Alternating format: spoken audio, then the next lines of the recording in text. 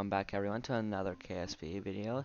Today, we'll be landing on Dunna, my first actually interplanetary launch thing.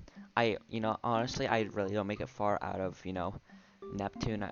Neptune.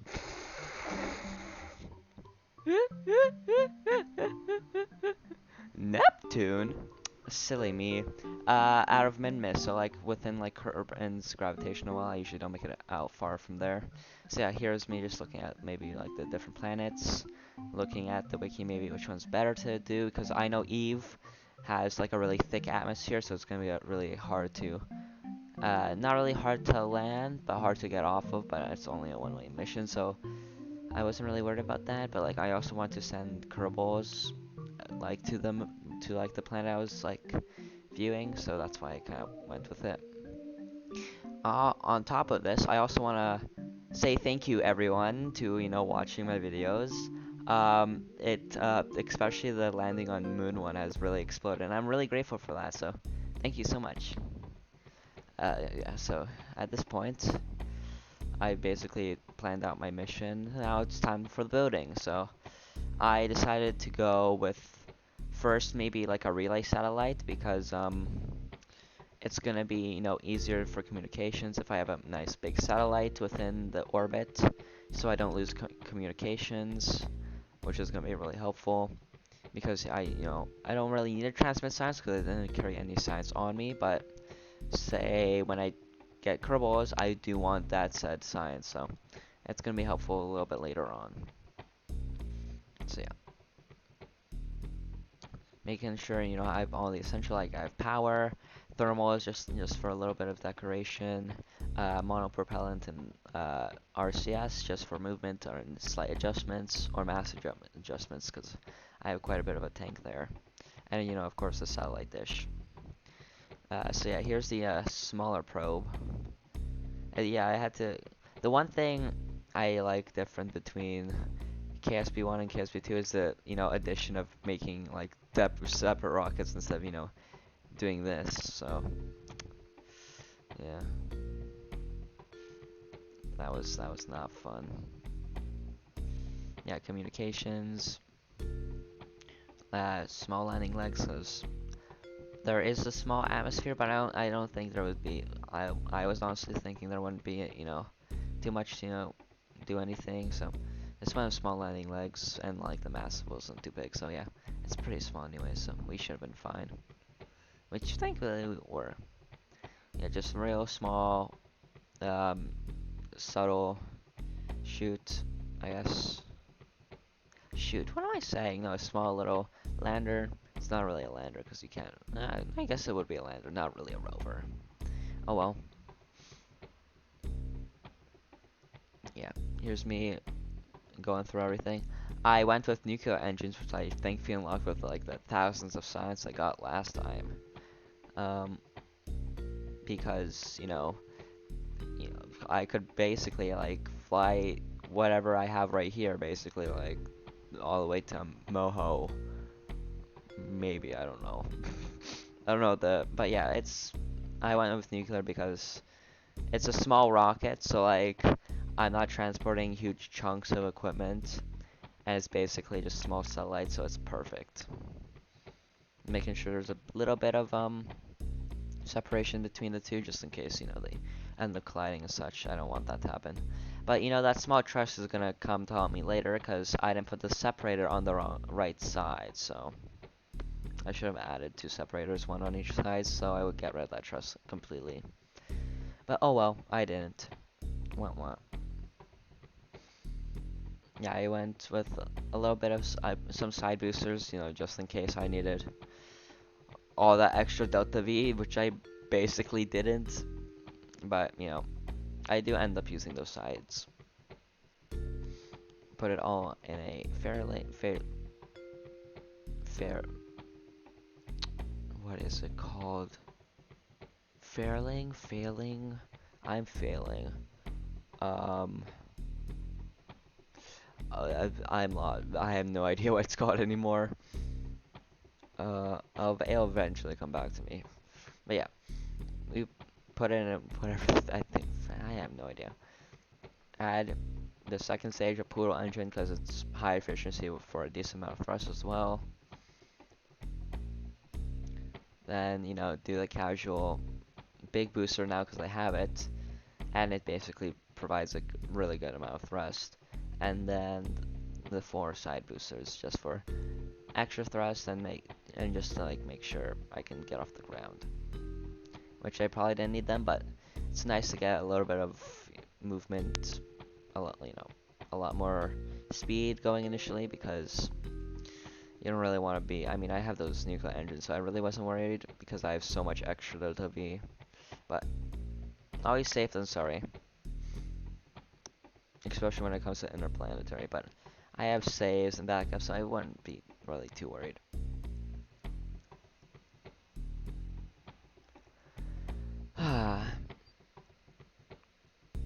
What to talk about? Yeah, I'm kind of uploading all these videos at this point because, what is it? There's something, because yeah, like with all the audio and such, I've finally got that working, separately, so I don't have to like, you know, add in music and such, but, you know, all good, so we should be fine. So yeah, I have to go through like the 4 backup, like the 4, streams basically at this point, do all of them, like voice over. Thankfully, like these, especially interplanetary missions, are much shorter due to the fact that they're much easier to complete, as in they what is it? As they don't really yeah, because I guess I've learned quite a bit more and such. So yeah, here is liftoff. Making sure, you know, I don't know why I'm checking the map, you know, just for fun at this point. Yeah, I'm just chatting with my viewer about KSP2 and how it kind of is a failure because like of the such a lack of content. Yeah, so doing a not much of a C percent, then you know flipping the rocket because that kind of sucked. Then moving the chat so you guys can get a better reading of such, which I still haven't fixed. Like I don't know how to make the chat go away after some time, which I definitely need to figure that out because God, it's gonna get real annoying real soon.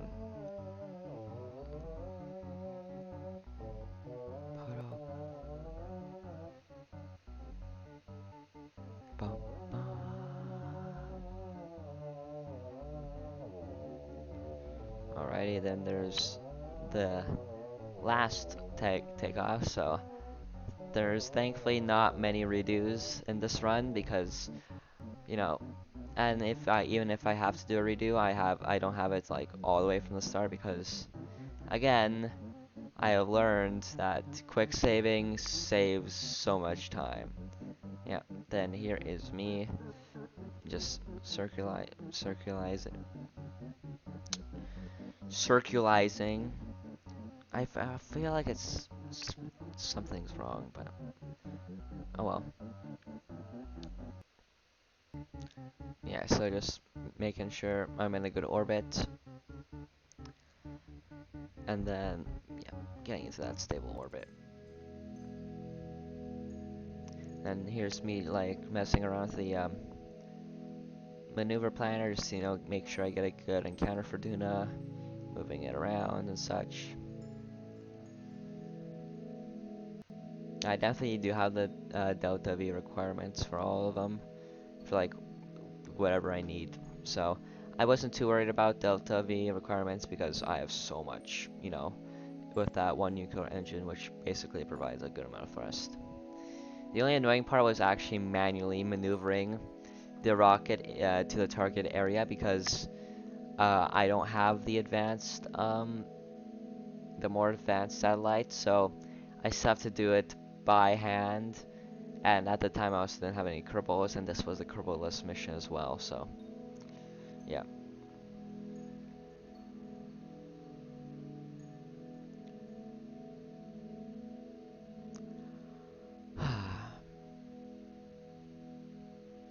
space is so calming.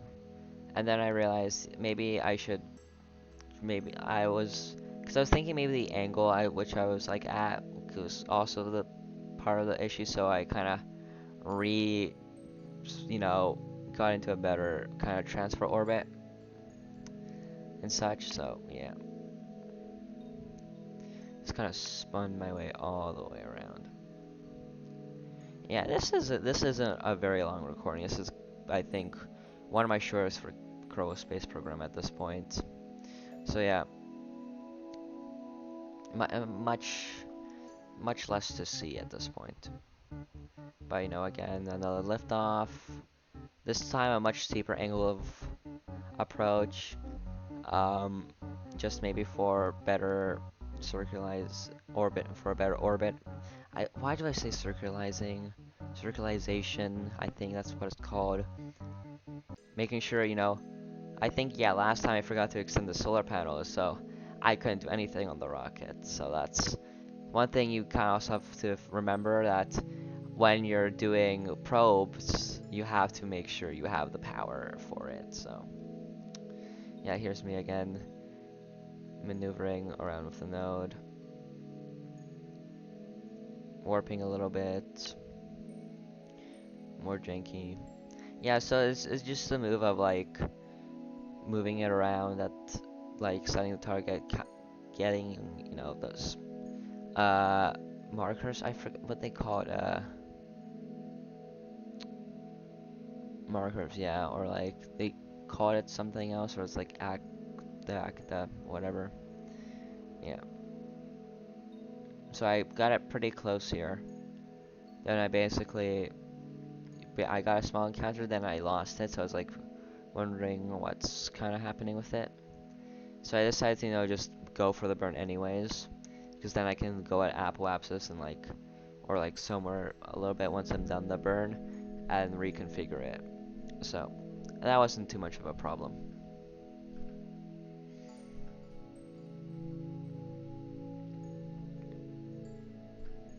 Yeah, just the annoying part of manually burning. So oh well. But there's always a little bit of struggle to everything. There's me separating from the poodle stage. I'm gonna call it the poodle stage. Whatever engine is attached to is the stage I'm calling it. Yeah, here's me then aligning it even closer. Yeah, I'm like, try to get a little closer. And then I also, yeah, I didn't know you can right click it to keep it showing, which was a small little trick I learned from chat, which is nice. Again, doing a small little burn. Nothing too much. Then doing the apoapsis approach. Kind of tinkering it with a bit more. And finally getting that approach in the end. So, that's nice. Just getting it close. And then, like, almost perfectly straight through the middle, which was great. But, it's not always 100% like that, because Delta V requirements and such. I was getting a little worried about the signal strength because how far away I was getting, but it shouldn't be too big of a problem. Worst case, then I'm not sure if um at I think, yeah, at the orbit I'm at, I could lose connection, but I'm not too sure about how far away it would have to be and how much time I would go without connection. So yeah, just me putting in the solar panels, just to make sure I don't break them in the atmosphere, because Dunna does have an atmosphere, a very thin one, but it does have one. So yeah, here's me. There's me deploying the small little side fuel boosters, and then here's me deploying the satellite. At least I put it the coupler on the satellite, so it wouldn't have the weird truss sticking out of it. The lander will though, but like, it's the lander. That doesn't really matter. I can always just crash land the lander and, you know, call it a day. Yeah, another thing that I kind of didn't realize is that this thing didn't have any gimbal or like any control wheels because it was all on the satellite. So um, and the probe itself doesn't have any. So I just kind of had to use the rocket engine and RCS to just do a approach or landing. Pretty simple. Ducking in everything, and then you know, yeah, just making sure I don't lose connection with the satellite, so I don't end up just absolutely crash landing it. Checking temperature to see how temperature is. I should have been constantly burning through this phase because yeah, it's like, oh, yeah, that's not gonna work. I thought I armed the parachutes because at this point it's like, oh, I hear the like thing go. It's like, oh wait, why isn't it going? I press space again. It's like, oh, let's boom. But you know, most of it survives, but I would like almost for basically all of it to survive. Thankfully, at this point, I have quick saved, so I didn't have to go too far out, which was, but I didn't. I still had to do like the manual RCS and stuff, which was SAS and such, which was really annoying. Bum, bum.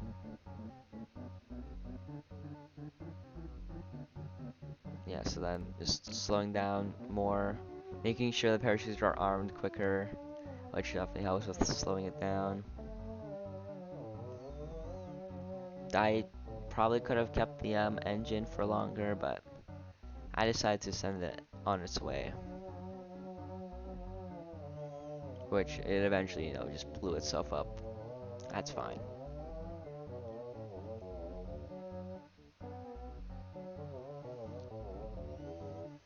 Yeah, just slowing it down. Yeah, deploying that, hoping it doesn't hit my lander, but thankfully it doesn't. Using RCS a little bit as like thrust, you know, slow myself down a little more. It really didn't matter. It only blew up the heat shield, which was, you know, that's why you usually keep the heat shield, why I usually keep it on all the way into landing. Deploying, you know, the solar panels and the communications. You still have that weird truss on there, which is probably it's gonna stay permanently on there. Renaming, you know, everything to its proper thing. I call it a rover, even though it's more likely a lander. Ooh. But oh well. Yeah, yeah, and that's the end of the episode. So thank you all for watching. It was, of course, live stream on twitch.tv/overpigeon. And catch you next time. Bye. Oh god, I forgot. Wait, I gotta stop recording. Wait, no.